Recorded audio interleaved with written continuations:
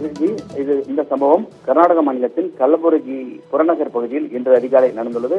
அதிகாலை கல்லபுரகி புறநகர் போலீஸ் எல்லைக்கு உட்பட்ட பேலூர் கிராஸ் தொழில்பேட்டை இண்டஸ்ட்ரியல் பகுதியில் போலீசார் ரோந்து வந்தபோது அந்த ஏடிஎம் கொள்ளை முயற்சி நடந்து கொண்டிருந்த போது அப்போது போலீசார் சுற்றி வளைத்த போது போலீசாரை தாக்க முயன்றனர். இருப்பினும் இருவரை போலீசார் அதாவது அந்த புறநகர் போலீஸ் சப் இன்ஸ்பெக்டர் பசவராஜ் தலைமையிலான போலீசார் இருவரையும் காலில் சுட்டு பிடித்தனர். சுட்டு பிடித்து விசாரணை மேற்கொண்ட போது அவர்களது ஹரியானா மாநிலத்தைச் சேர்ந்த தஸ்லீம் வயது 28, 22 வயதான ஷெரீப் ஆகிய இருவர் என தெரிய வந்தது. இவர்களிடம் விசாரணை மேற்கொண்ட போது இவர்கள் கடந்த 9ஆம் தேதி இதே போலீஸ் எல்லைக்கு உட்பட்ட புஜாரி சவுக் என்ற இடத்தில் ஏடிஎம் இயந்திரத்தை கொள்ளையடித்து சென்றவர்கள் என்பதும் அன்றைய தினம் போலீசாரை தாக்கிவிட்டு தப்பியோடுவர்கள் என்பதும் தெரிய வந்தது.